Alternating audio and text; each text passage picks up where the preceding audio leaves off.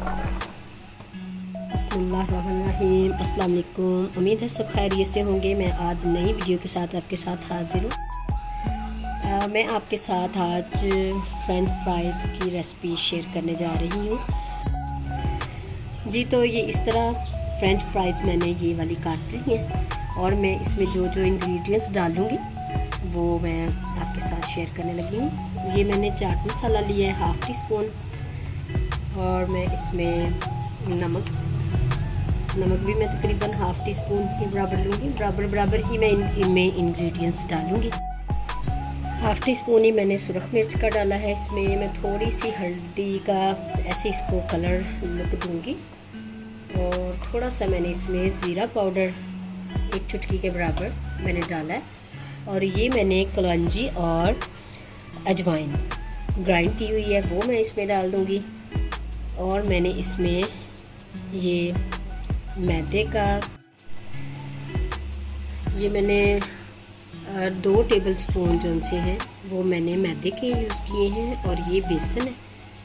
बेसन के भी मैं 2 ही इसमें ऐड करूँगी, और ये मैंने मैदे का एक और किया है। इसका ये थोड़ा सा ध्यान रखना है कि ये जब हम इसकी मटीरियल ये बनाएंगे तो इसमें जो सा मैदा है वो ज़्यादा मिकदार में होगा, 1 चम्मच ज़्यादा होगा, और जो बेसन है वो कम होगा। तो इससे फिर इसकी जो इसका पेस्ट है और इसकी लुक है और इसका जो खस्तापन है वो बहुत ज़्यादा टेस्टी मज़े का लगेगा।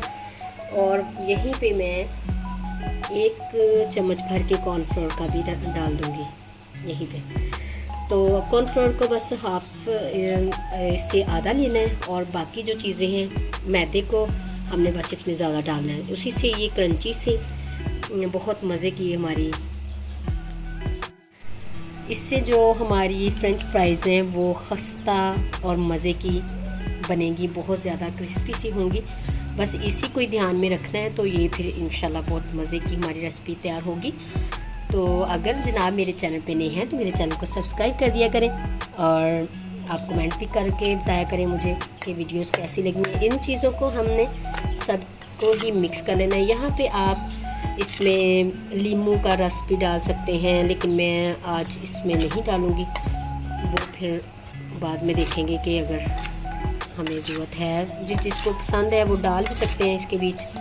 इसको मैं अच्छे से मिक्स कर लूँगी। अगर थोड़ा सा मुझे पानी की ज़रूरत पड़ेगी, ये खुशक जैसे है ना ज़्यादा, तो मैं थोड़ा सा पानी भी इसमें डालूँगी।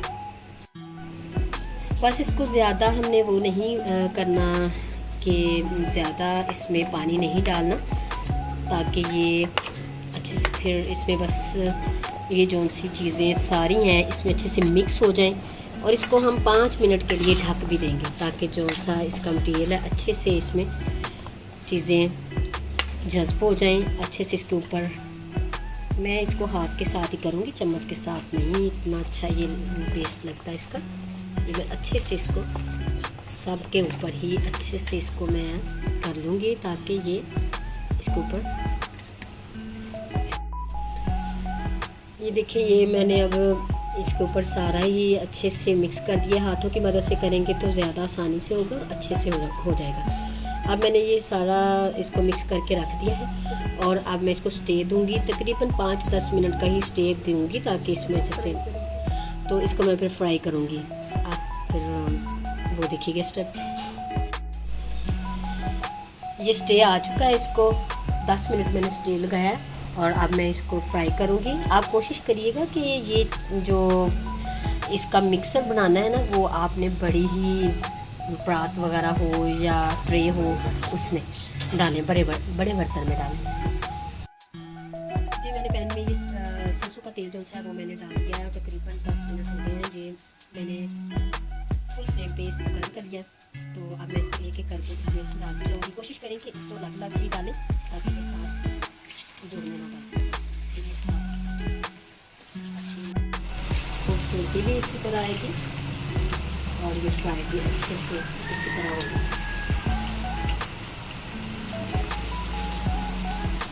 इस तरह बना के ज़रूर ट्राई करिएगा, बहुत मज़े की बनती है।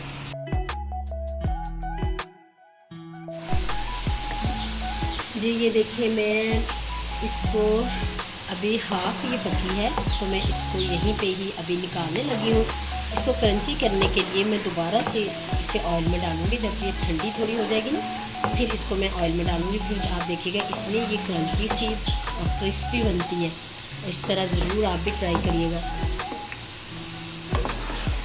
तो फिर इंशाल्लाह मैं आपके साथ फाइनल लुक में आऊँगी। ये देखिए, इसको पहले हाफ़ ही फ्राई करना है और इसको निकाल लेना है हम प्लेट में। इसको ठंडी होने देंगे। बाकी जो सी है चिप्स उसको भी हाफ़ फ्राई कर लेंगे, फिर इनको फुल फ्राई करेंगे। तो फिर मैं आपके सामने दिखाऊंगी इसको तोड़ के कि कितनी क्रंची बनी है।